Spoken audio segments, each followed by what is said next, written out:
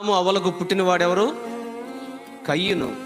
కయ్యూను పుట్టినప్పుడు ఆ తల్లి చెప్తున్న మాట ఏంటంటే, యెహోవా దయ వలన.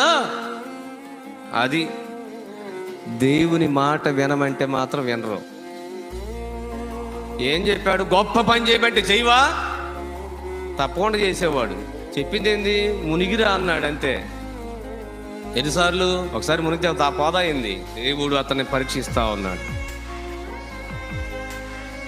అతన్ని పరీక్షిస్తున్నాడు. వెళ్ళాడు.